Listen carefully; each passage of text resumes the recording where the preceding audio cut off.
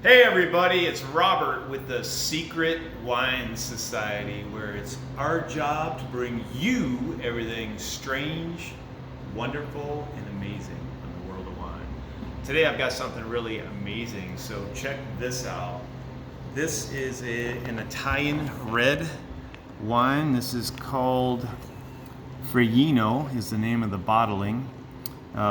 This is Umbrian dialect for scandalous teenager. Interestingly enough, I guess that's a term of endearment. So I kind of gave it away, Umbrian dialect. This wine is from Umbria. So this is in central Italy, it's landlocked, and it's called the Green Heart of Italy. And if you see some pictures online, you'll know why. It's a beautiful looking place. I have not been there yet, so let's look at this. So this is a blend. We have Sangiovese 92%, Colorino 4%, and Malvasia and Nera 4%. And this looks like a 2017. Let's go to the back. So this is an IGT, so it's a very general designation for that area. Looks like we have organic grapes. I love to see that, and I'm sure you do too. And it says here a little bit of information, 7,333 bottles. It says vines pruned and grapes picked by hand, spontaneous fermentation on natural yeasts, 14.5% alcohol. So apparently these guys will put this in stainless steel to ferment, and then they're going to age it for about 9 months in oak, and I guess it's used oak. And then they put it back in the stainless steel to kind of let it integrate a little bit. So really excited to try this. This came highly recommended, so let's give this a shot. I love Italian wines. You notice our Italian section is always crazy and changing, and it's because I love those wines. So let's go ahead and pour this. Nice big glass for myself, if I don't mind. All right, so let's look at that. So it looks a little lighter bodied. You know, it kind of looks like a Sangiovese, kind of a light ruby-esque color. Real pretty in the glass. Looks very fresh in the glass. But again, medium-bodied, at least in appearance. Not as saturated, but let's give this a whirl.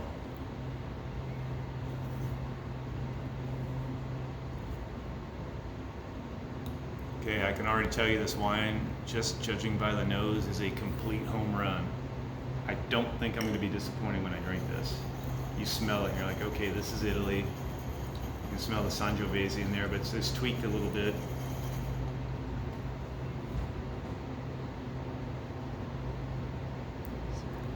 Oh, that is wonderful. So you're getting some nice, there's of course the cherry from the Sangiovese, but it doesn't smell like a Chianti to me at all. It's a different type of earthiness. It's layered in a little more gently. Beautiful nose though. The earthiness is kind of layered in a little bit cleaner, almost like earthiness after a fall and rain perhaps. This is really nice on the nose.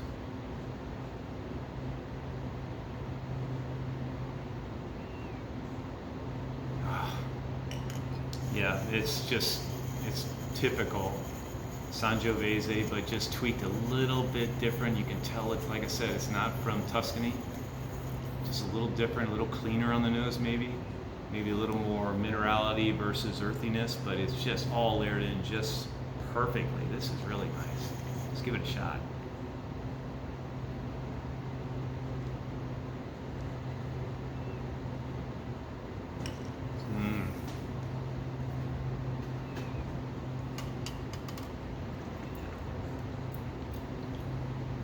Okay, I'll tell you what, that has a ton of flavor. The acid is wonderful. I love high acid wines, and some of you guys do as well, but some of you don't. This would be great with some Parmesan cheese, nice hard aged cheese. It's got great acid. I'm still tasting, and it's still making my mouth water a little bit. It's not overdone. I could drink it on its own. It's very refreshing actually in some way. But it's definitely savory, a little bit of savory herbs in there.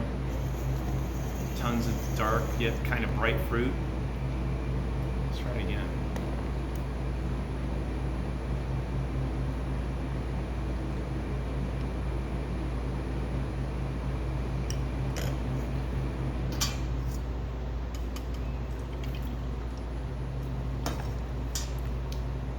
Okay, if you guys like dry wines, man, this would be so good with food. The acid's there, the dryness on your tongue, it kind of like lingers a little bit. This is just begging for food. Now, I kind of like the tannin effect on the dryness. Kind of feels like it's good for you a little bit, like a medicine would be, the right medicine. But honestly, this thing hits on every single level. It's a little bit juicy, but it's restrained. I mean, this is the perfect food wine for midweek. I mean, this is fantastic. I can see this maybe with pasta with some kind of meat sauce, like a heavier meat sauce. I can see this with any type of red meat. I can see this with pork. I mean, I'm still kind of tasting it. This is a lovely, lovely wine. Now, I don't know how much I can get of this, but I can tell you, I'm going to try and buy as much as I can because you guys need to try this. It's fantastic. It'd be just a wonderful wine going into the fall even. I mean, it's not super heavy, which is cool. If you're sometimes, you know, you don't want those heavy wines with a meal. Sometimes you want something to kind of accent, not draw too much attention, but this would just interplay with anything that you eat, like the pork, like I said, the meats. This would just knock it out of the park. Okay, well, I think I sold you guys on this one. You have to have it. It's wonderful. I mean, this is a little bit nondescript label, maybe something you wouldn't normally pick up. It's Umbrian, which is a little bit different. Just definitely try it out. So if you guys like what you see, definitely hit the like button, subscribe, and also like this video and all that stuff. I said like twice, so do it twice. Anyway, love you guys. Talk to you soon. See you in the shop.